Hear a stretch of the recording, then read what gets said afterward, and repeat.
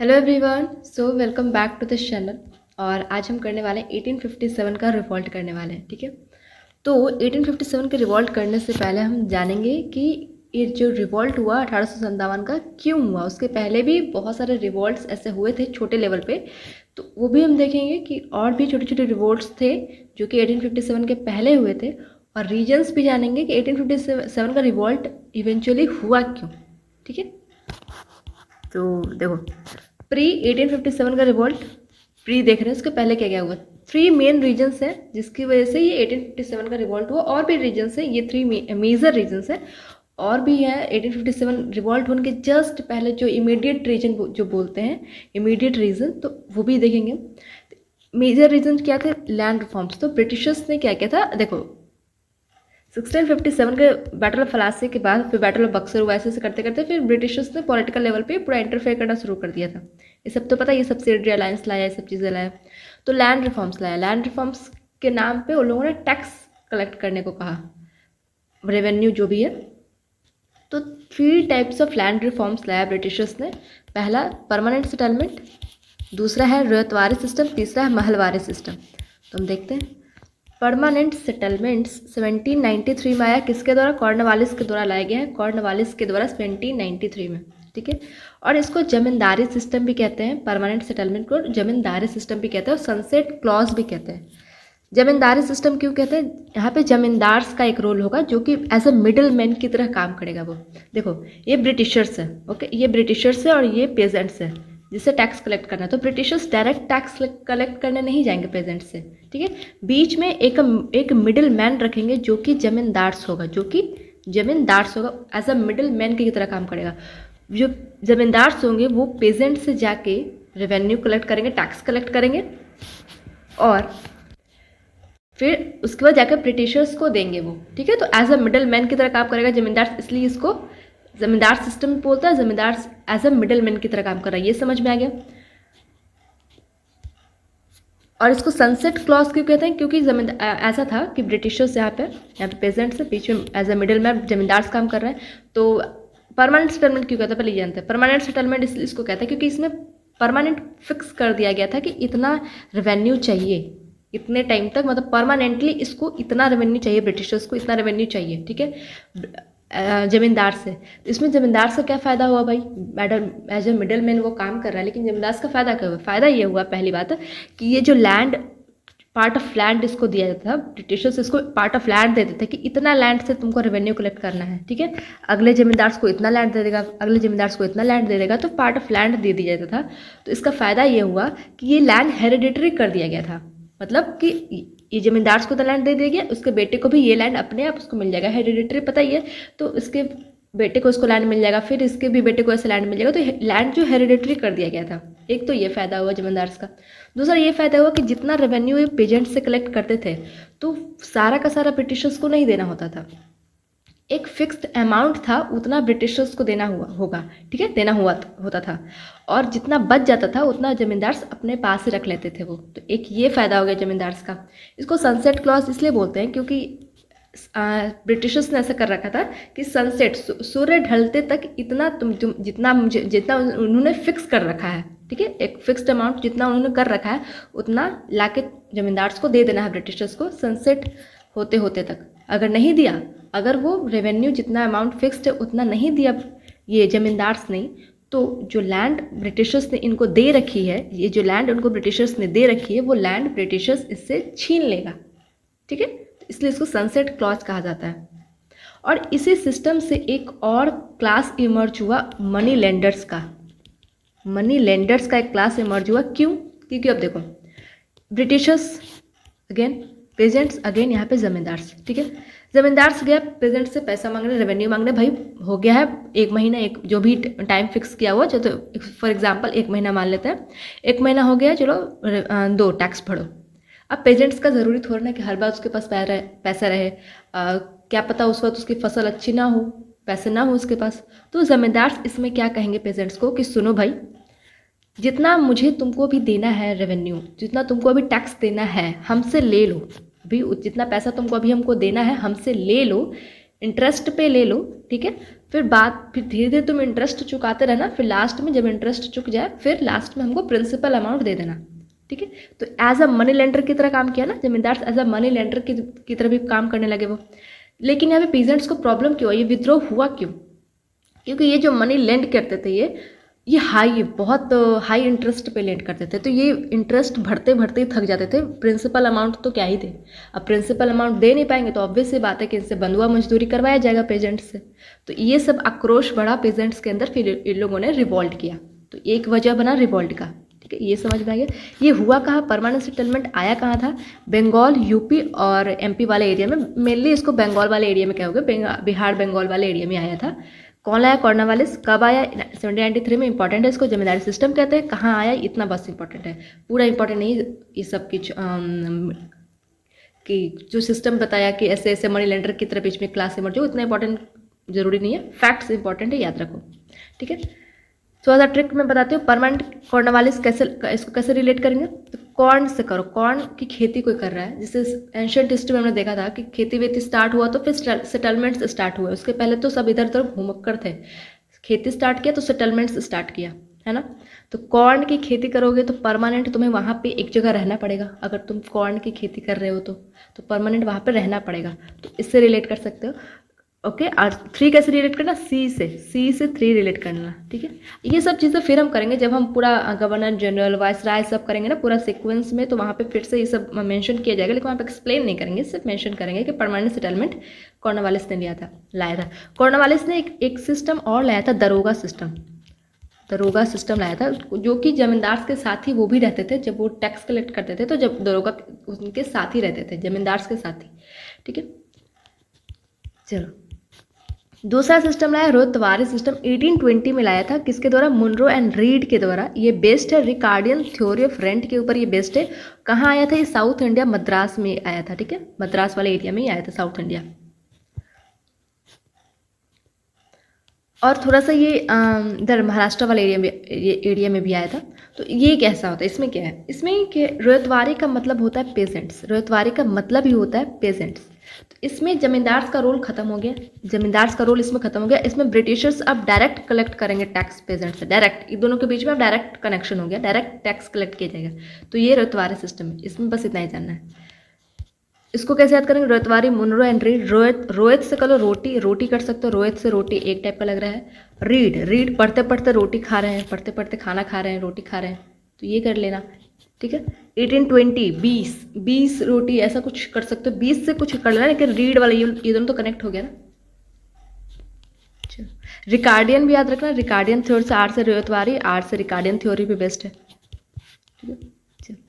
Third है Mahalwari system, 1822 में। और उसमें रोहतवारी सिस्टम में क्यों रिवॉल्ट किया? तो ऑब्वियस बात है, ब्रिटिशर्स ने पेजेंट से ऐसा टैक्स कलेक्ट किया, तो प्यार से तो नहीं किया होगा कि भाई दे दो, नहीं मने तो मत दो, ऐसा तो नहीं किया होगा। वो भी ऑप्रेसिव वे में कलेक्ट किए होंगे। ऑप्रेसिव वे में कलेक्ट करोगे, जहाँ ऑप्रेसिव वे में होगा ऑब्वियस सी बात है वहाँ पे रिवॉल्ट तो होना ही है, इवेंचुअली लोग वहाँ पे गुस्सा करेंगे।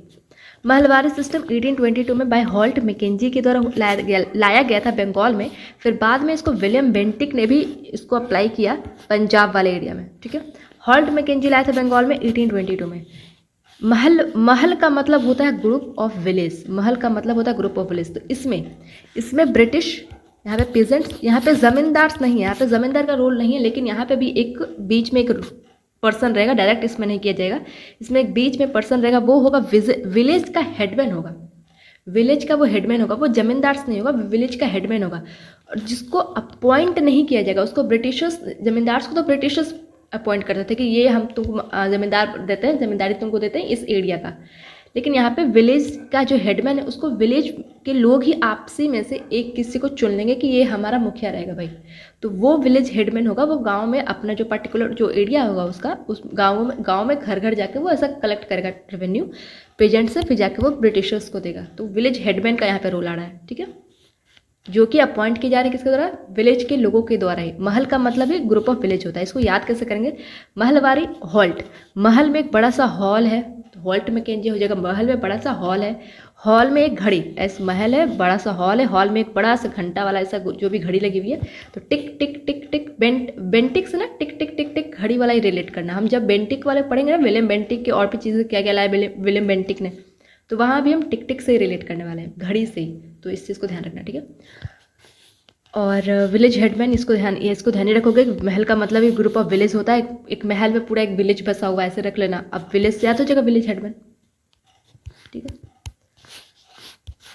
तो ये सब तो पीजेंट्स के लिए था, वो सब जो भी ये सब आया, 3 लैंड रिफॉर्म्स आए, तो ये तो पीजेंट्स के लिए था, और इन लोग इस पे जो रिवॉल्ट होगा वो पीजेंट्स से करेंगे। अब हम देखेंगे और भी रिवॉल्ट्स देखेंगे, जैसे ट्राइबल रिवॉल्ट्स भी कहीं कहीं हुए थे, तो वो सब भी देखेंगे कि ये सब, वो तो रीजंस दे दिया हमने, ये सब सिस्टम आया था इसकी वजह से रिवॉल्ट होगा भाई। अब देखेंगे छोटे छोटे रिवॉल्ट्स आए थे, जो कि फिर बाद में जाके 1857 फिर एक बड़ा सा रिवॉल्ट फिर तब्दील होगी, ठीक है। तो रिवॉल्ट सन्यासी रिवॉल्ट जो कि 70s में आया था, इन 70 में बिहार एंड बंगाल वाले एरिया में आया था, इधर वाले एरिया में आया था। इसके लीडर कौन था? मंजू शाह, भवानी पाठक और देवी चौधरानी। देवी चौधरानी ये इकलौता फीमेल इसमें थी जो कि पार्टिसिपेट की थी, ठीक है। सन्यासी रिवॉल्ट हुआ क्यों था? देखो, बिहार बंगाल जो एरिया था वो 1764 में बैटल ऑफ बक्सर के बाद ब्रिटिशर्स के अंडर आ गया था, ठीक है। अब ब्रिटिशर्स के अंडर आ गया वो एरिया, तो पहले जब ब्रिटिशर्स के अंदर नहीं था वो, तो जहाँ वहाँ के जो लोग जो सन्यासी लोग थे और जो फकीर जो लोग थे, वो लोग यात्रा करते थे, पिलग्रिमेज पे जाते थे, यात्रा जो भी करते थे, तो उसका जो भी खर्चा उठाया जाता था वो उठाया जाता था मुगल्स, जो वहाँ के रूलर होते थे, मुगल्स रूलर जो भी है, तो वो उनका खर्चा उठाते थे। उनको पैटर्नाइज करके एक तरीके से रखा हुआ था, उनका खर्चा उठाते थे कि तुम यात्रा करो भाई, सन्यासी लोग, फकीर लोग, तुम यात्रा करो, हम तुम्हारा खर्चा उठा रहे हैं। अब ऑब्वियस सी बात है, ब्रिटिशर्स के अंडर ये एरिया आ गया है, तो वो तो खर्चा उठाने से रहे, उन लोगों ने इनका खर्चा उठाने से मना कर दिया, ऊपर से इनको लुटेरा घोषित कर दिया कि ये सन्यासी लोग जो भी हैं लुटेरे हैं ये लोग। तो फिर इन लोगों ने रिवॉल्ट किया, ठीक है, इसलिए इसको बोलते हैं सन्यासी रिवॉल्ट। तो फिर इन लोगों ने रिवॉल्ट किया 1770 में, और इसके लीडर कौन बने? मंजू शाह, भवानी पाठक और देवी चौधरानी, जो कि सिर्फ इकलौता फीमेल पार्टिसिपेट थी इस रिवॉल्ट में, ओके। और ये इस रिवॉल्ट के ऊपर एक नॉवेल लिखा हुआ है, एक नहीं 2 नॉवेल लिखा हुआ है, एक आनंद मठ नॉवेल, एक देवी चौधरानी, इन्हीं के ऊपर, देवी चौधरानी के ऊपर एक नॉवेल लिखा हुआ है। दोनों नॉवेल BC चटर्जी ने लिखा है, विक्रम चंद्र चटर्जी ने लिखा है। अब इसको याद कैसे करेंगे वो देखते हैं। सन्यासी में मंजू शाह, भवानी, सन्यासी, अब सब तो रिलेट ही नहीं कर पाऊंगी मैं, ठीक है। सन्यासी भगवान, गॉड, ये सबसे रिलेटेड होता है सन्यासी। भवानी भगवान को ऐसा बोलते हैं, भवानी। देवी वही हो जाएगा, रिलेट हो जाएगा, ठीक है। मंजू शाह तो मैं रिलेट नहीं कर पा रही हूँ, ठीक है। आनंद मठ नोवेल, हाँ इसको कैसे कहते हैं? बंकिम चंद्र चटर्जी, हम पूरे नाम से याद करेंगे, बी से बंकिम है, बंकिम चंद्र चटर्जी, तो हम पूरे नाम से याद करेंगे। बंकिम में आ रहा है बंक मारने में, क्लास, कॉलेज, ट्यूशन जो भी हो, बंक में, फिर ऑनलाइन क्लासेस भी, बंक मारने में बड़ा मजा आता है ना, बड़ा आनंद आता है। बंक मारो, प्लेग्राउंड जो भी है, पार्क में जाओ, घूमने जाओ, बंक मारो, बड़ा मजा आता है, बड़ा आनंद आता है, तो आनंद से हो जाएगा बंकिम चंद्र चटर्जी, ठीक है, ये होगी। अब हम चलते हैं, हाँ एरिया इंपॉर्टेंट याद रखना, क्या क्या चीज़ें याद रखनी होती है। सन्यासी रिवॉल्ट ये उतना ध्यान रख लेना थोड़ा सा, लेकिन कहाँ हुआ था वो ध्यान रखना, लीडर्स ये सब ध्यान रखना, ये बहुत इंपॉर्टेंट है। आनंद मठ नोवेल बहुत इंपॉर्टेंट है। पागलपंथी रिवॉल्ट 1825 में आया था, ये बंगाल वाले एरिया में आया था, पागलपंथी रिवॉल्ट। इसके लीडर थे करम शाह और टीपू शाह, करम शाह के बेटे ही हैं टीपू शाह, ठीक है। तो ये रिवॉल्ट क्यों हुआ था, पागलपंथी रिवॉल्ट? तो करम शाह जो थे, इन्होंने एक सेक्ट की स्थापना की थी, जिसमें कि उन्होंने कहा था, उस सेक्ट में उन्होंने कहा था कि जितने भी रिलीजन है, हिंदू, मुस्लिम, सिख है, जितने भी रिलीजन, उन सबके जो ऑर्थोडॉक्स बिलीफ है उसको बॉयकॉट करो, मतलब उसको गिव अप करो, ऑर्थोडॉक्स बिलीफ को हटाओ, ठीक है। तो इस पे उन्होंने बात की थी, और इसको सेक्ट को ऐसे समझ सकते हैं, अकबर ने एक दिन इलाही लाया था ना, एक सेक्ट, तो वैसे इसको समझ सकते हो। और इसमें जितने भी ऑर्थोडॉक्स थॉट्स अलग अलग रिलीजन के, उसमें इन्होंने बात की थी उसके बारे में, और उसको गिव अप करने के लिए कहा था, ठीक है। तो लोगों ने कहा कि क्या पागलपंथी कर रहा है ये, मतलब ऐसे घूम घूम के सबको बता रहा है कि ये तुम्हारे धर्म में ये गलत है, तुम्हारे धर्म में ये गलत है, क्या पागलपंथी कर रहा है, इसलिए इस रिवॉल्ट का नाम पागलपंथी रिवॉल्ट पड़ा। लेकिन ये तो भाई धर्म से रिलेटेड है, इसमें रिवॉल्ट क्यों हुआ? तो रिवॉल्ट यूँ हुआ क्योंकि करम शाह ने, वो तो कर ही रहे थे, ऑर्थोडॉक्स बिलीफ को तो कह ही रहे थे कि गिव अप करो, साथ ही साथ इन्होंने जमींदार के ऊपर भी इन्होंने जमींदार के अगेंस्ट भी इन्होंने बोला और जमींदार के अगेंस्ट भी इन्होंने रिवोल्ट स्टार्ट किया था। तो वही रिवोल्ट को कहा जाता है पागलपंती रिवोल्ट। ठीक है, जमींदार के खिलाफ भी इन्होंने बोला था। इसको याद कैसे करेंगे? पागलपंती, करमशाह, टीपू शाह, इसको कैसे रिलेट करेंगे? टीपू शाह, मैं मेरे पास ट्रिक नहीं है इसका, लेकिन मैं थोड़ा सा बता सकती हूँ कि आप कैसे बना सकते हो। टिप्पू शाह से टीपू सुल्तान आ रहा है। टीपू शाह को तो नहीं जानते हो, लेकिन टीपू सुल्तान को तो सब जानते हैं, लेकिन ये टीपू सुल्तान नहीं है। ठीक है, टीपू सुल्तान को तो सब जानते हो, तो उनसे आप रिलेट कर सकते हो। कुछ भी कर लेना। ठीक है, पाइका रिवोल्ट। पाइका रिवोल्ट हुआ था उड़ीसा में 1870 में हुआ था और इसका लीडर कौन था? बख्शी जगबंधु। तो थोड़ा सा नहीं, थोड़ा सा, चलो थोड़ा सा पीछे चलते हैं। यहाँ याद करो, यहाँ ऊपर, उतना ऊपर नहीं, यहाँ क्या था? बहमनी। यहाँ कौन था? विजयनगर। थोड़ा ज़्यादा ले लिया। यहाँ वाले एरिया में कौन था? उड़ीसा वाला एरिया। बहमनी को क्या कहते थे? अश्वपति। विजयनगर को नरपति। उड़ीसा वाले को गजपति। गजपति सोल्जर्स। तो जो गजपति उड़ीसा वाले जो थे, उन लोगों ने सब्सिडरी अलायंस साइन कर लिया था। ठीक है, सब्सिडरी अलायंस क्या होता है कि जो भी रूलर है उनको कहा जाता है कि तुम अपनी लोकल आर्मी जो है उसको डिसबैंडन करो, उसको हटाओ और वहाँ पे ब्रिटिश आर्मी को रखो। तो ये होती है, इसमें होता है सब्सिडरी अलायंस में ये होता था। तो ऑब्वियस सी बात है, अब उड़ीसा वालों ने, उड़ीसा के रूलर ने सब्सिडरी अलायंस साइन कर लिया, तो इसको अपने लोकल आर्मी को। तो वहीं की एक उड़ीसा में एक जगह है कुर्दा किंगडम करके, तो वहाँ पे जो सोल्जर्स थे उन लोगों ने रिवोल्ट कर दिया फिर इसके खिलाफ, क्योंकि लोकल सोल्जर्स को सबको हटा दिया गया था। तो फिर उन लोगों ने एक रिवोल्ट किया, उसी को बोलते हैं पाइका रिवोल्ट, जिसके लीडर बने बख्शी जगबंधु। कुर्दा याद नहीं रखना, पाइका रिवोल्ट उड़ीसा में, लीडर बख्शी जगबंधु। कब? 1817। बस कैसे याद करेंगे? पाइका से करो पाइका, पैसा रिलेट कर सकते हैं, पाइका पैसा, पाइका।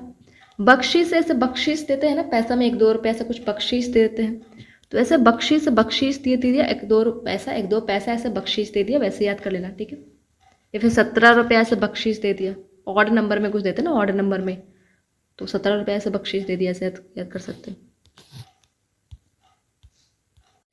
अहोम रिवोल्ट 1828 ये हुआ था असम में और इसका लीडर कौन था? गोंधार कुंवर। तो ये रिवोल्ट हुआ क्यों था? क्योंकि याद करो 1824 से लेकर 26 के टाइम पे क्या हुआ था? फर्स्ट एंग्लो बर्मा वॉर हुआ था। First Anglo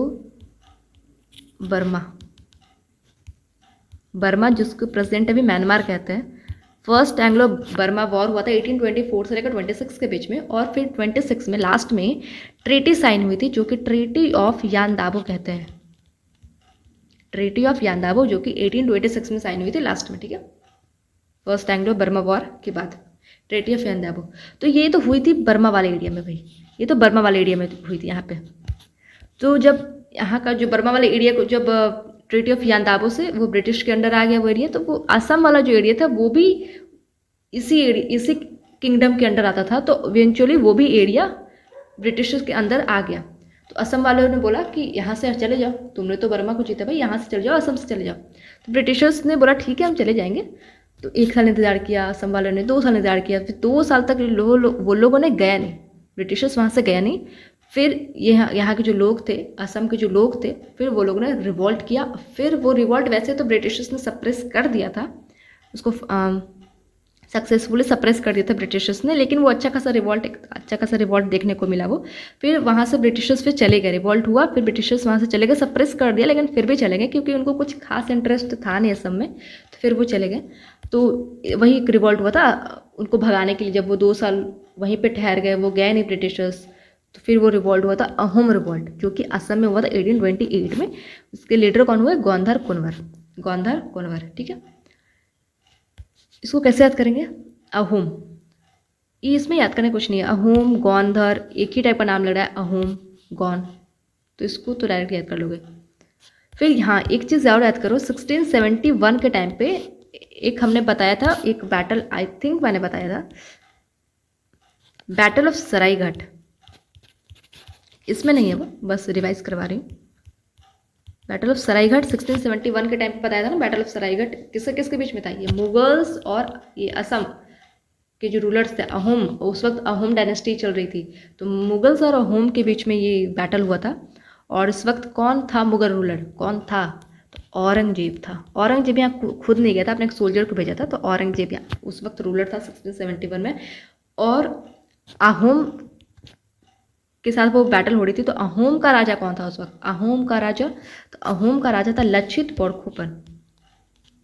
Lachit Borphukan, Lachit Borphukan. और इस चीज़ को याद रखना, 1671 बैटल ऑफ सरायघाट, मुगल और अहोम किंगडम के बीच। मुगल उस वक्त, मुगल से कौन था उस वक्त? औरंगजेब था। और अहोम से कौन था? लचित बोरफुकन। ठीक है, 1671। खोल म्यूटनी 1831 में हो रहा है। ये 1831 में हो रहा है। उसके लीडर हैं बुद्धो भगत। बुद्धो भगत, इसमें कुछ याद नहीं रखना, इसमें बस ये एक ट्राइबल अपराइजिंग था जो कि छोटा नागपुर प्लेटो वाले एरिया में हुआ था। इधर छोटा नागपुर वाले प्लेटो पे हुआ था, छोटा नागपुर वाले रीजन में हुआ था। और इसको याद कैसे करेंगे? खोल बुद्धो, बुद्धो से करो बुद्धू, बुद्धू जो भी है, बुद्धू। बुद्धू, बुद्धू को बोल रहे हो बुद्धू अपना दिमाग खोल, दिमाग की बत्ती खोल। ठीक है, बुद्धू अपने दिमाग की बत्ती खोल, तो खोलोगे। मोपला अपराइजिंग 1836 में हो रहा है। मोपला अपराइजिंग इधर ये मालाबार वाले, मोपला का मतलब होता है मालाबार, और ये मालाबार वाले एरिया में हुआ था। मालाबार इधर केरला वाले एरिया में, मालाबार केरला वाले एरिया में हुआ था ये मोपला अपराइजिंग। और 1836 तो यहाँ पे दिख रहा है। ये रिवॉल्ट 2 बार हुआ है मोपला अपराइजिंग। एक तो 1836 में हुआ है, दूसरा ये कहाँ हुआ? दूसरा 1921-22 हुआ है। 1921-22 के टाइम पे एक और रिवॉल्ट हुआ था जिसको मोपला अपराइजिंग ही कहते हैं, और वो भी वहीं हुआ था, सेम ही जगह पे हुआ था। ठीक है, इसमें बस इतना याद रखना, मोपला अपराइजिंग इधर मालाबार वाला एरिया, केरला वाले एरिया में हुआ था। 1836 में हुआ था। एक तो 1836 में हुआ था, एक 1921-22 के टाइम पे हुआ था। ठीक, और इसको करवाया था किसके द्वारा हुआ था ये भाई? तो ये मोपला कम्युनिटी के द्वारा हुआ था। एक मुस्लिम कम्युनिटी है, नाम से ये मोपला कम्युनिटी एक मुस्लिम कम्युनिटी के द्वारा ये अपराइजिंग हुआ था। हो एंड मुंडा रिवॉल्ट जो कि 1899 में हो रहा है। इन राजिया सिंघभम वाले एरिया में, वही झारखंड वाले एरिया में हो रहा है। और इसको उलगुलान अपराइजिंग भी बोलते हैं। उलगुलान का मतलब होता है तख्ता पलट, तो उलगुलान अपराइजिंग भी बोलते हैं। इसके लीडर कौन है? बिरसा मुंडा। और ये सबको पता होगा, ये वाला रिवॉल्ट सबको पता होगा। झारखंड के जो लोग, उनको तो ऐसा मतलब बिरसा मुंडा को वहाँ लोग पूजा करते हैं, तो ये तो सबको ही पता होगा बिरसा मुंडा। बिरसा मुंडा इतना फेमस क्यों है? क्योंकि 20 ईयर्स की एज में ही उन्होंने अपराइजिंग वगैरह सब कुछ शुरू कर दिया था। 20 ईयर्स की एज में, सोचो। और इनके जन्म कब हुई है? 15 नवंबर को जन्म हुआ, जिस दिन हम जनजातीय गौरव दिवस मनाते हैं 15 नवंबर को। और इस दिन को झारखंड फाउंडेशन डे भी मनाते हैं। झारखंड जो बिहार से अलग हुआ था वो 15 नवंबर 2000 को ही हुआ था, तो इसलिए इसको झारखंड फाउंडेशन डे मनाते हैं। और ये जो रिवॉल्ट है ये हुआ था किसके खिलाफ? तो देखो, ये हुआ कहाँ था? रांची सिंघभूम झारखंड वाले एरिया में, यहाँ पर हो रहा है ये भी। तो ये यहाँ पे बहुत फॉरेस्ट था, पूरा एकदम जंगल पूरा था। ठीक है, तो ब्रिटिशर्स को जब पता चला कि यहाँ पे अच्छा खासा यहाँ पे लैंड है, फॉरेस्ट इसको हटा के अच्छा खासा यहाँ पे लैंड है, इस पर एग्रीकल्चर किया जा सकता है, तो यहाँ से ये लोगों ने यहाँ पे जमींदार्स को बुलाया। ब्रिटिशर्स ने जमींदार्स को बुलाया, जिसको कि दिखूस कहेंगे। दिखूस, दिखूस का मतलब आउटसाइडर्स। आउटसाइडर्स कौन होंगे भाई? जमींदार्स होंगे आउटसाइडर्स। तो ये रिवॉल्ट किसके खिलाफ था? दिखूस के खिलाफ, आउटसाइडर्स के खिलाफ। तो यहाँ पे जमींदार्स को बुलाया। ब्रिटिशर्स ने बोला कि देखो भाई, पूरा यहाँ से जंगल हटवाओ, पूरा यहाँ पे फॉरेस्ट इसको क्लियर करवाओ, फिर यहाँ पे एग्रीकल्चर करेंगे। उसके बाद ब्रिटिश को क्या चाहिए? ब्रिटिशर्स को एग्रीकल्चर करके रेवेन्यू चाहिए, टैक्स चाहिए, तो इनको टैक्स चाहिए था। तो फिर उसी वही एग्रीकल्चर के खिलाफ, वो लैंड को जो साफ करना है, फॉरेस्ट हटाना है, एग्रीकल्चर करवाना है, तो उसी खिलाफ ये रिवॉल्ट हुआ था, हो एंड मुंडा रिवॉल्ट। ठीक है, और इनकी डेथ हुई थी 1900 में, इनकी डेथ हुई थी स्लो पॉइजनिंग की वजह से इनकी डेथ हो गई थी। वैसे ये देखो, अपराइजिंग स्टार्ट हो गया था 1895 के अप्रॉक्स में अपराइजिंग स्टार्ट हो गया था। 1899 तक तो ये बिरसा मुंडा पकड़े जा चुके थे ब्रिटिशर्स के द्वारा। फिर इनको स्लो पॉइजनिंग देता रहा, छोटा छोटा थोड़ा थोड़ा जहर दे दे के स्लो पॉइजनिंग कर करके इनको 1900 तक इनकी आखिरी में डेथ हो गई। तो ये था। ओके, चलो अब हम देखते हैं। और वैसे देखो, ये जो रिवॉल्ट है 1857 के बाद का रिवॉल्ट है, 1857 के बाद का है, लेकिन अभी हम फिर भी देख रहे हैं क्योंकि हम सारा रिवॉल्ट देख रहे हैं, इसलिए हम देख रहे हैं यहाँ पे। अभी हम देखते हैं इंडिगो रिवॉल्ट 1859। तो ये भी 1857 के बाद ही है। ये नाडिया डिस्ट्रिक्ट में है। नाडिया डिस्ट्रिक्ट किधर, वेस्ट बंगाल वाले एरिया नाडिया डिस्ट्रिक्ट में ही है। इसके लीडर कौन है, दिगंबर विश्वास और विष्णु विश्वास। दिगंबर विश्वास, विष्णु विश्वास। एग्रीकल्चर ऑफ इंडिगो का एग्रीकल्चर की वजह से ये रिवोल्ट हुआ था और रिवोल्ट बाय फार्मर्स के द्वारा किया गया था अगेंस्ट ब्रिटिशर्स के खिलाफ। ठीक है। इंडिगो का मतलब होता है नील। नील, वही जो नील जिससे वो अभी तो नहीं होता, अभी तो सिंथेटिक सब हो गया है, लेकिन वो नील था और नेचुरल वाला, और उससे जो कपड़े वगैरह ऐसा नील में डालते हैं ना, वो वाला। तो ये जो इंडिगो की जो खेती की जाती है ना, उसमें बहुत, अरे क्या हो रहा है, इंडिगो की जो खेती की जाती है ना, उसमें बहुत पानी का डिमांड होता है। अभी जैसे चावल ऐसे उपजाए जाते हैं तो इतना सारा पानी लगता है ना, उससे भी ज़्यादा पानी इंडिगो एग्रीकल्चर में लगता है, इंडिगो के एग्रीकल्चर में। और एक तो पानी बहुत लेता है, दूसरा तो सॉइल जो होता है वो अनफर्टाइल, एकदम अनफर्टाइल हो जाएगा। ऐसे मतलब 2-3 बार से इंडिगो का वहाँ पे एग्रीकल्चर होगा ना एक लैंड पे, तो वो लैंड इतना अनफर्टाइल हो जाएगा कि उस पर कुछ और क्रॉप नहीं उपजाया जा सकता है, वो बहुत अनफर्टाइल हो जाता है लैंड।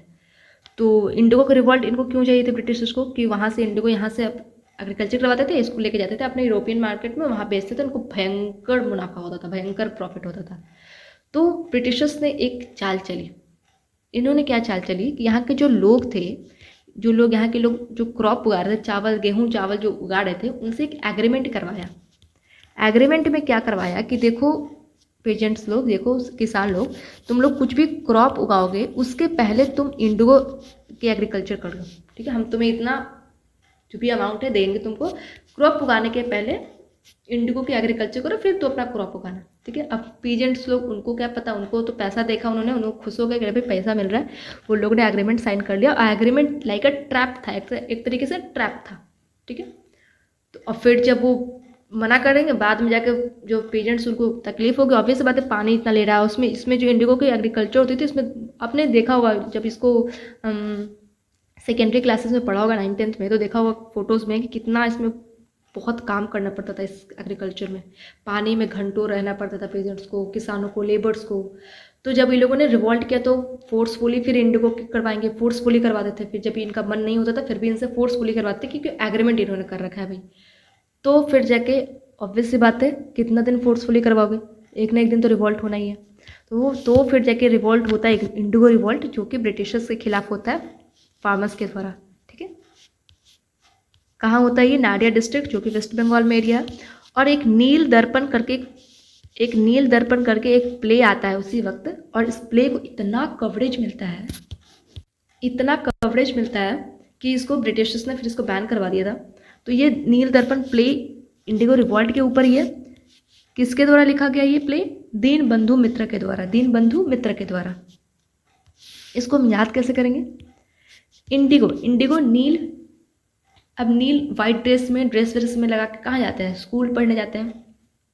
स्कूल में कौन सा चलता है, असेंबली में, हम होंगे विश्वास, अरे हाँ ऐसे कुछ है ना, हम होंगे विश्वास, मन में है विश्वास, हम होंगे कामयाब, ये वाला है ना, मन में है विश्वास। तो चलो नील डालो, स्कूल डेज याद करो, मन में है विश्वास करो, चलो रिलेट हो गया।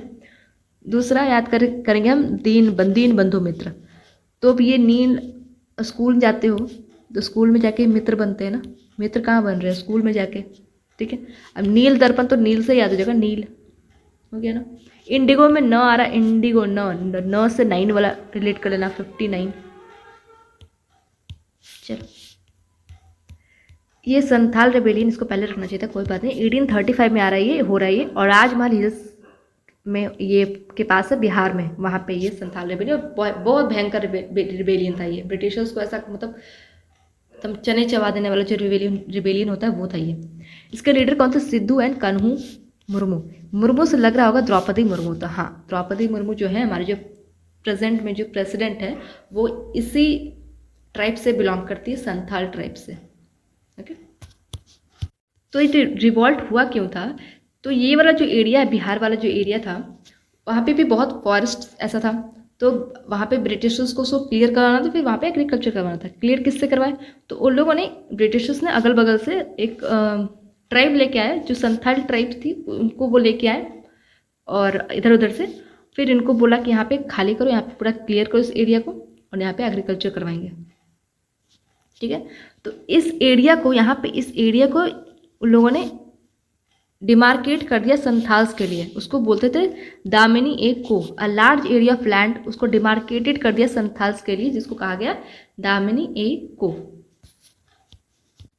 अब संथाल्स ने वहाँ पे पूरा सफाई कर दिया, वहाँ पे एग्रीकल्चर उन लोगों ने स्टार्ट कर दिया है।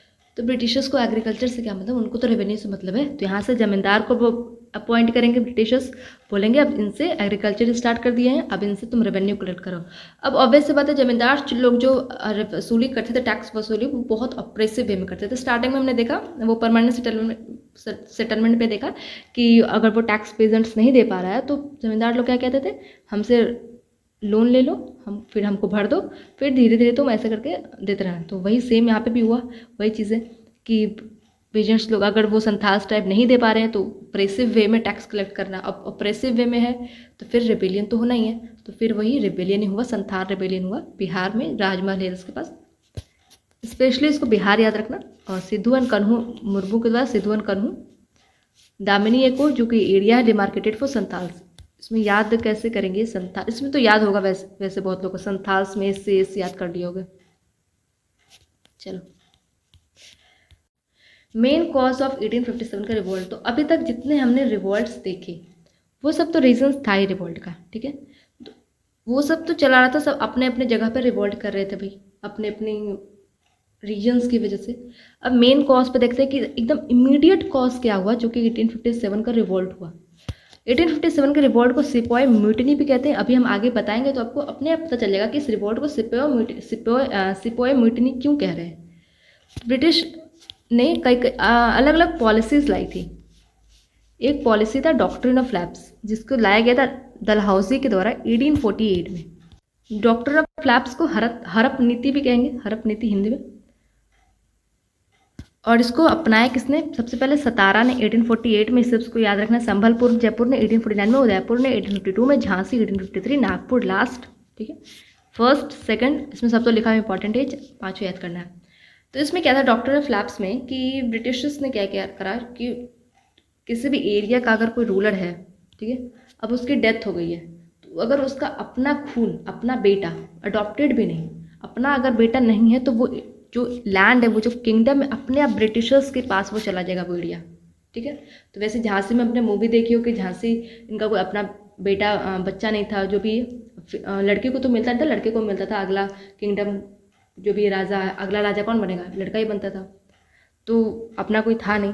फिर लेकिन झांसी ने एक अडॉप्टेड चाइल्ड रखा हुआ था, लेकिन अडॉप्टेड चाइल्ड में ऐसा था कि अगर ठीक है अपना आपका अपना वारिस नहीं है तो आप अडॉप्ट कर सकते हैं, ओके।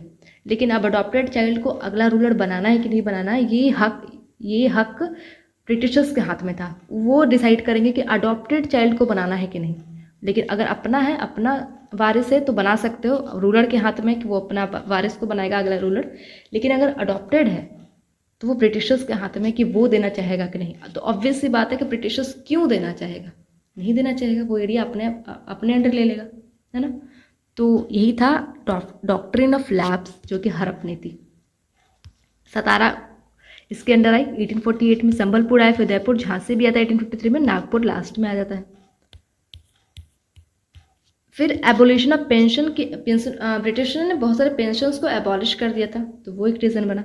थर्ड रीज़न क्या था, जनरल सर्विस इस्टेब्लिशमेंट एक्ट आया 1856 में, जिसमें क्या था कि सोल्जर्स को could be sent overseas for duty. Soldiers को भेजा जा सकता है ओवरसीज, समुद्र पार ड्यूटी के लिए।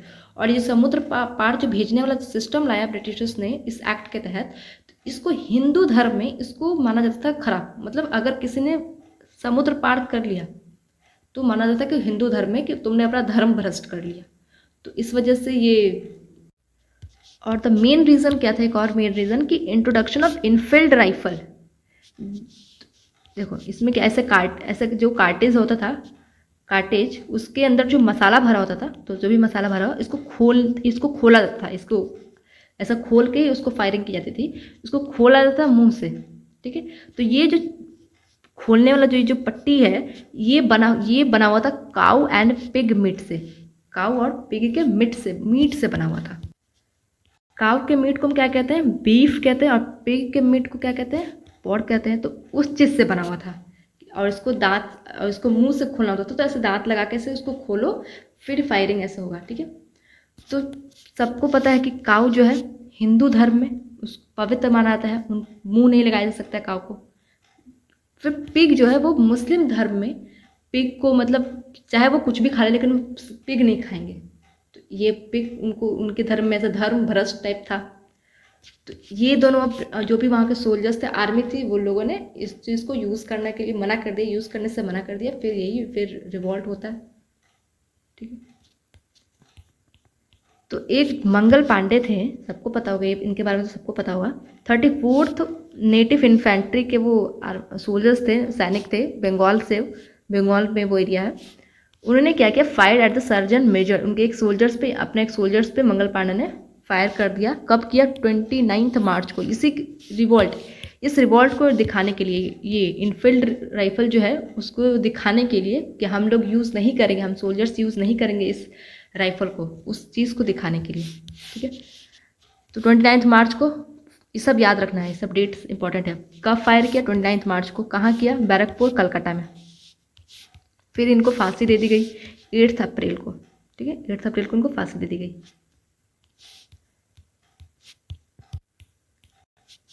और 24 अप्रैल को 3rd नेटिव के जो कैवलरी जो थे सैनिक, उन लोगों ने रिफ्यूज़ कर दिया to use the greased cartilage. इस कार्टिलेज को यूज़ करने से उन लोगों ने 24 अप्रैल को मना कर दिया।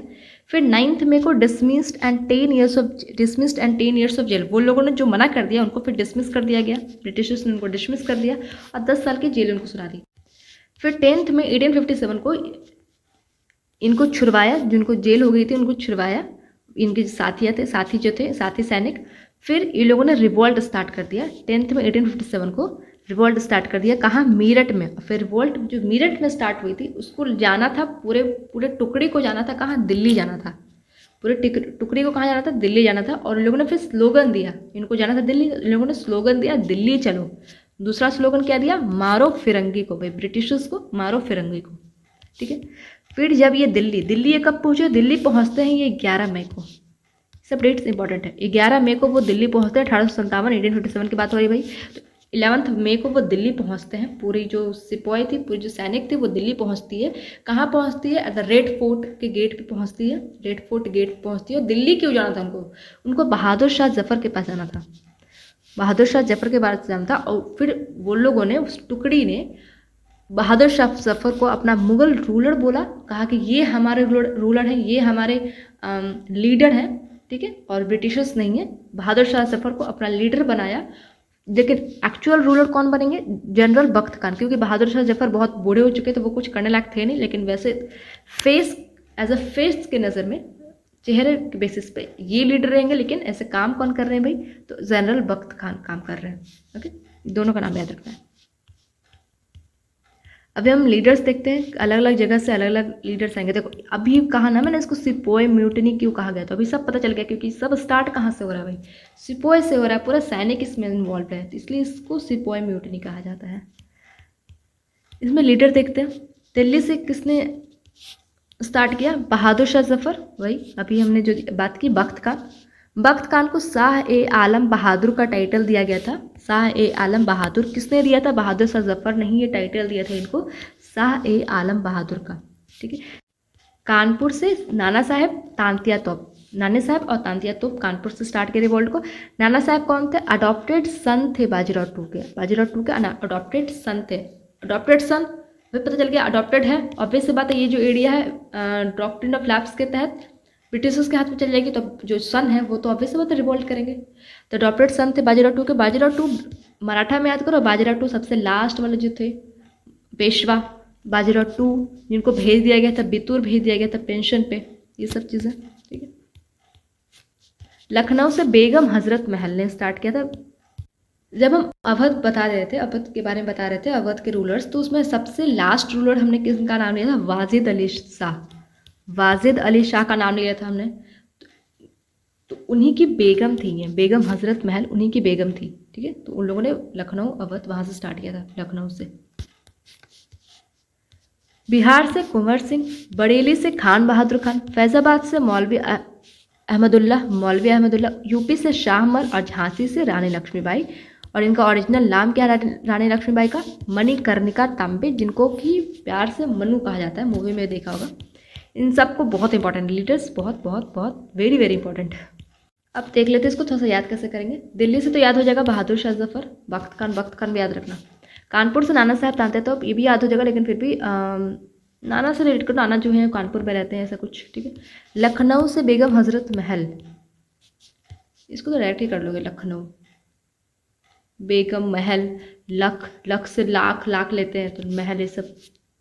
बिहार से कुंवर सिंह डायरेक्ट। बरेली से खान बहादुर खान। अब खान बहादुर शाह जफर से मिक्स ना हो जाए, इसको को लिए कैसे कर सकते हो? बरेली से क्या लेते हैं हम लोग, क्या गाना लेते हैं? बरेली की बाजार में लेते हैं ना, झुमका गिरा, तो कहाँ गिरा, कहाँ गिरा, 2 बार कहाँ कहाँ आ रहा है ना, खान खान, तो 2 बार कहाँ कहाँ आ रहा है, तो कहाँ गिरा, तो वैसा रिलेट कर सकते हो, ठीक है। बहादुर से करोगे तो फिर इससे मिक्स में ऐसा कन्फ्यूजन हो जाएगा। फैज़ाबाद से नाम से ही लग रहा है, फैज़ाबाद, फिज़ा, मौलवी, सब मुस्लिम वर्ड्स ऐसा। यूपी से शाहमल, झांसी से तो पता ही होगा रानी लक्ष्मीबाई। तो ये जो रिवॉल्ट था इसको सप्रेस कर दिया गया था, सक्सेसफुली सप्रेस कर दिया था ब्रिटिशर्स ने इसको। अलग अलग जगहों पे रिवॉल्ट हुआ था, अलग अलग जगहों पे ब्रिटिशर्स ने इसको सप्रेस कर दिया। दिल्ली में कौन सप्रेस किया? John Nicolson. कैसे सप्रेस किया, इसको कैसे याद करेंगे? दिल्ली से बोला निकलो, निकोलसन, दिल्ली से बोला निकलो। कानपुर से किसने सप्रेस किया? Colin Campbell. कानपुर, कान के पास बेल बजा देंगे, घंटा, ऐसा घंटा वाला बड़ा सा घंटा, ऐसा बेल, ठीक है। लखनऊ में किसने सप्रेस किया लखनऊ वाले रिवोल्ट को? Henry Lawrence. एल से लखनऊ, एल से लॉरेंस। झांसी वाले रिवोल्ट को ह्यूग रोज ने किया। झांसी को ऐसे कर लो, झांसी को ऐसे रोज दे रहा है वो, तो ह्यूग रोज ने किया, ठीक है। फिर लास्ट में आके ये जो रिवॉल्ट है उसको सक्सेसफुली सप्रेस कर दिया जाता है। लास्ट में कहाँ? ग्वालियर में ही सक्सेसफुली सप्रेस कर दिया जाता है ब्रिटिशर्स के द्वारा। कब? 20 जून 1858 को, 20 जून 1858 को। झांसी का एक ग्रेफ कह सकते हो, ग्रेफ जिसको कहते हैं फूल बाग, फूल नहीं, फूल बाग, झांसी के ग्रेफ को कहते हैं, जो कि कहाँ है? ग्वालियर में। झांसी पता ही होगा, मूवीज़ में से देखी होगी कि ये सब वो झांसी से लड़ते लड़ते वो ग्वालियर पहुंची थी। अब ये बहादुर शाह जफर का क्या हुआ, जो कि मुगल रूलर था, तो इसको ब्रिटिशर्स ने बोला बेटा इधर आओ, तुम क्या कर रहे हो बीच में, हैं? तुम बैठ के दिल्ली में आराम से बैठा, तुमको मज़ा नहीं आ रहा था, इधर आओ, चलो तुम चलो रंगून अंगूर खाने। तो इनको रंगूर नहीं, रंगून, इनको रंगून भेज दिया गया, रंगून जेल, जो कि बर्मा में, जो कि प्रेजेंट म्यांमार में, इनको रंगून जेल में भेज दिया गया, ठीक है। ऐसे पेंशन के रूप में, पेंशन पे इनको भेज दिया गया, चलो बेटा तुम वहाँ जाकर मौज मारो।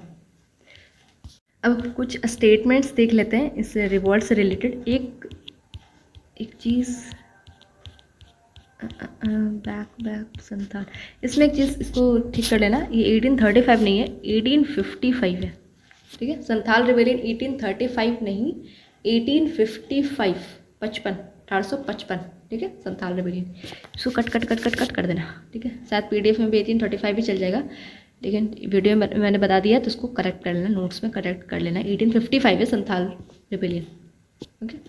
चलो अब हम देखते हैं स्टेटमेंट्स को, तो कहाँ गया, ये तो हो गया, ये भी हो गया।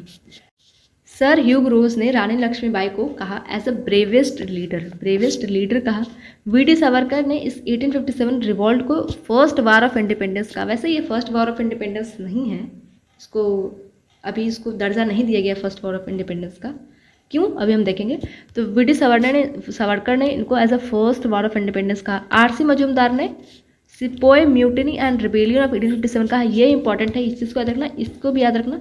डिज़रायली ने रिवॉल्ट ऑफ 1857 को एज अ नेशनल रिवॉल्ट कहा, national revolt, okay. After math of revolt, अब रिवॉल्ट के बाद क्या हुआ? रॉयल दरबार हुआ, कहाँ? इलाहाबाद में 1858 में, एक साल बाद वही 1858 में रॉयल दरबार हुआ इलाहाबाद में, जिसको कि गवर्नमेंट ऑफ इंडिया एक्ट 1858 भी कहते हैं। गवर्नमेंट ऑफ इंडिया एक्ट 1858 आया। इसमें क्या आया कि ईस्ट इंडिया कंपनी का जो रूल अभी तक चला रहा था उसको एंड कर दिया गया, उसको अबॉलिश कर दिया गया। ईस्ट इंडिया कंपनी कब स्टार्ट हुई थी? 1599 में। याद करो कि चार्टर एक्ट आया था, कि ब्रिटिशर्स को चार्टर एक्ट मिला था, क्वीन एलिजाबेथ I ने उनको दिया था, कहा था कि तुम जाके इंडिया पे जाके ट्रेड करो, सिर्फ तुम ही ट्रेड करोगे। चार्टर एक्ट में लिखा था 1859 में। 1608 में हॉकिंस आया था, फिर 1615 में कौन आया था, थॉमस मुनरो आया था, फिर 1757 में बैटल ऑफ प्लासी, फिर वैसे करते 1764 बक्सर बैटल ऑफ प्लासी से तो मतलब वैसे ब्रिटिश का रूल स्टार्ट हो गया था, कह सकते हो कि उन्होंने स्टार्ट कर दिया था रूलिंग, ऐसा पॉलिटिकल इंटरफेरेंस उन लोगों ने स्टार्ट कर दिया था, ठीक है। तो अब जाके 1857 के रिवॉल्ट के बाद अब जाके east India company, English east India company का जो रूल है उसको एंड कर दिया गया। अब कौन रूल करेगा, अब क्वीन का डायरेक्ट रूल रहेगा इंडिया पे, क्वीन का डायरेक्ट रूल रहेगा इंडिया पे। क्वीन कौन थी उस वक्त, क्वीन विक्टोरिया थी, ठीक है। उसको बोलेंगे क्राउन रूल भी बोलेंगे, क्राउन रूल, ठीक है। क्वीन का डायरेक्ट रूल मतलब क्राउन रूल। और governor general became viceroy, governor general का जो पोस्ट था उसको कन्वर्ट करके वायसराय में बदल दिया गया। गवर्नर जनरल ऑफ इंडिया जो पहले था उसको वायसराय कर दिया गया। अब ये स्टार्टिंग से पहले गवर्नर जनरल बंगाल रहेगा, फिर गवर्नर ऑफ बंगाल, फिर गवर्नर जनरल ऑफ बंगाल, ऐसे करके आएगा। तो वो हम देखेंगे जब हम पूरा ऐसे सीक्वेंस पे देखेंगे ना सारा, तो ठीक है। तो फर्स्ट गवर्नर जनरल जो कि वायसराय बना, मतलब जो फर्स्ट वायसराय बना वो कौन था, कैनिंग, ठीक। Post of secretary of general created, post secretary of general का पोस्ट क्रिएट किया गया और 15 मेंबर्स का काउंसिल बनाया गया जो कि सेक्रेटरी ऑफ जनरल को असिस्ट करेगा। 15 मेंबर्स का काउंसिल बनाया गया।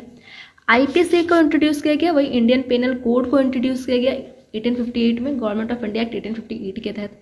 और इसमें एक पील कमीशन आया, पील कमीशन का मतलब होता है आर्मी का जो पूरा आर्मी का जो फोर्स है उसमें से इंडियंस को कम करो, ब्रिटिश आर्मी को ज़्यादा करो। क्योंकि अगर इंडियंस कम रहेंगे तो ऑब्वियस सी बात है कि रिवोल्ट नहीं करेंगे, वो इंडियंस की मेजॉरिटी ही नहीं है, ब्रिटिश में वहाँ पे लोग हैं। तो जो सिपाही हैं, जो वहाँ के आर्मी, जो अभी 1857 में जो रिवोल्ट हुआ, पूरा सिपाही मूवमेंट नहीं, पूरा आर्मी ने ही इसको रिवोल्ट को स्टार्ट किया। तो ये रिवोल्ट नहीं होगा, ब्रिटिश लोग ज़्यादा रहेंगे, ब्रिटिश आर्मी ज़्यादा रहेगी, इंडियंस कम रहेंगे, तो रिवोल्ट नहीं होगा, ठीक है।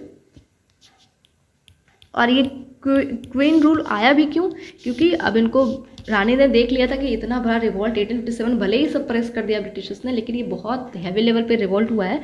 अगर ऐसा कुछ रिवॉल्ट फिर से होगा तो फिर नहीं सप्रेस कर सकता है, शायद हम लोग सप्रेस नहीं कर पाएंगे। तो फिर अभी इनको हटाओ, ये लोग सारा खराब कर देगा, अब मैं खुद जाऊँगी रूल करने। तो ऐसा इसलिए फिर ये डायरेक्ट रूल आया क्वीन का, ठीक। एक दो रिवॉल्ट और देख लेते हैं। एक है डेक्कन का रिवॉल्ट, डेक्कन का रिवॉल्ट है एक, ज़्यादा कुछ पढ़ना नहीं, बस इसमें डेट याद रखो। 1875 में रिवॉल्ट हुआ था, डेक्कन का रिवॉल्ट है, इधर इस वाले एरिया में हुआ था, ये महाराष्ट्र वाले एरिया में। यहाँ पे कॉटन का कल्टीवेशन होता था, उसी से रिलेटेड ये रिवॉल्ट हुआ था 1875 में। 1875 57 बोल दिए थे क्या अभी, 1875। एक रिवॉल्ट हुआ था पबना रिवॉल्ट, पबना रिवॉल्ट हुआ था, जो कि हुआ था 1873 से लेकर 76 तक में। 1873 से लेकर 76 ज़्यादा इंपॉर्टेंट याद रखना। 1876 में पबना रिवॉल्ट हुआ था, पबना रिवॉल्ट। इसको लीड किसने किया था, ईशान चंद्र रॉय ने इसको लीड किया था। और ये हुआ कहाँ था, पबना डिस्ट्रिक्ट में हुआ था। पबना रिवॉल्ट पबना डिस्ट्रिक्ट में कहाँ, बंगाल वाले एरिया में हुआ था। बंगाल वाले एरिया में पबना डिस्ट्रिक्ट है, वहाँ पे रिवॉल्ट हुआ था, ठीक है। बस कब हुआ था, 1876। लीडर ईशान चंद्र रॉय, कहाँ, बंगाल, इससे ज़्यादा कुछ भी नहीं। एक हुआ था रामोसी पेजेंट रिवॉल्ट हुआ था, वो हुआ था 1879 में। ये हुआ था महाराष्ट्र वाले एरिया में, ये भी महाराष्ट्र वाले एरिया में हुआ था, जैसे कि दक्कन में हुआ। और इसको लीड कौन किया, वासुदेव बलवंत फड़के, वासुदेव बलवंत फड़के। रामोसी याद कैसे करोगे, रामोसी से मौसी निकाल सकते हो, मौसी के साथ महाराष्ट्र घूमने गए हैं, ठीक है। और फटके, वहाँ ने मौसी उनको फटक के ठीक है, कैसे भी याद कर लेना, ओके। चलो अब थोड़ा सा हम बस एक देख लेते हैं कि रिवॉल्ट आखिर में फेल हुआ क्यों। तो पहला रीज़न तो ये कि अभी तक आपने जितना भी अभी स्टार्टिंग से बताया, तो आपको क्या लगा सब में कि एक तो दिल्ली से स्टार्ट हो रहा है, एक कानपुर से स्टार्ट हो रहा है, एक लखनऊ से, सब अपना अपना देख रहे हैं। दिल्ली वाले अपना देख रहे हैं, कानपुर वाले अपना देख रहे हैं, लखनऊ वाले अपना देख रहे हैं, बिहार वाले अपना देख रहे हैं, सब यहाँ पे एक तो अपना अपना सब अपना अपना रीज़न की वजह से, कोई ऐसा रीज़न नहीं था कि चलो देश को आज़ाद करते, सबको अपना बस देखना था कि हमको अपना सिर्फ आज़ादी चाहिए। तो एक तो ये कि यूनिटी नहीं थी इनके बीच में, अपना अपना सब देख रहे थे, ठीक है। दूसरा ये था कि इसमें सब पेजेंट्स लोग इसमें थे मेनली, इसमें कोई रिच जमींदार्स, कोई रिच क्लास के लोग इसमें इन्वॉल्व नहीं थे, क्योंकि उनको कोई दिक्कत था नहीं ब्रिटिशर्स से। तो इसमें पेजेंट्स लोग थे। अब पेजेंट्स लोग हैं, इनके पास उतना लीडरशिप नहीं है, पहली बात। दूसरी बात, इनके पास वेपन्स नहीं है इतना सब कुछ, ये सब चीज़ रिसोर्सेज नहीं है, तो वो सब चीज़ों से हुई। फिर यही सब की रीज़न है कि लीडरशिप नहीं हुआ, फिर इनके बीच में कोऑर्डिनेशन नहीं थे, सब अपना अपना देख रहे थे, कोई किसी के लिए नहीं था कि दिल्ली वाले बोलो चलो हम उसके हेल्प करते, ऐसा कुछ नहीं था। सब एक दूसरे के बीच में इन लोगों का कोऑर्डिनेशन नहीं था, सबको अपना अपना था, और यही यूनिटी नहीं था, इसी वजह से ये 1857 का रिवॉल्ट फेल हुआ। अगर यूनिटी होती था तो शायद हमें आज़ादी उस वक्त मिल गई होती, ठीक है। तो ये था रीज़न फेल का।